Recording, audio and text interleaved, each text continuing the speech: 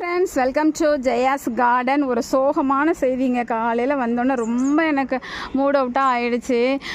3 மாதுளம்பழம் பறிக்கிற கண்டிஷனில் இருந்தாங்கங்க.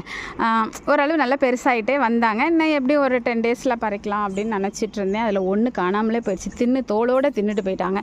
இன்னொன்று வந்து பாதி நான் தின்றுருக்கேன் பார்த்துக்கோ அப்படிங்கிற மாதிரி விட்டுட்டு போயிருக்காங்க. இன்னும் ஒன்று தான் இருக்குது. அணிலா பறவையா என்னன்னு தெரியலைங்க.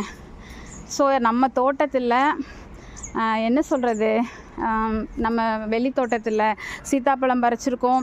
இந்த பக்கம் பேக் சைடில் கொய்யா பறிச்சிருக்கோம்.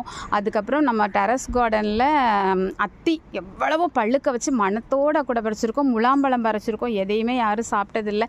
அந்த தைரியத்தில் இருந்தீங்க. பார்த்தா மாதுளம்பழத்தை தின்னுட்டு போயிட்டாங்க. இனி இவங்க டேஸ்ட் கண்டுட்டாங்க. இனி இவங்க விட மாட்டாங்க. நம்ம இனி எல்லாத்துக்கும் ஒரு பாதுகாப்பாக ஏதாவது ஒரு கவர் போட்டு விட்டே ஆகணும் போலங்க.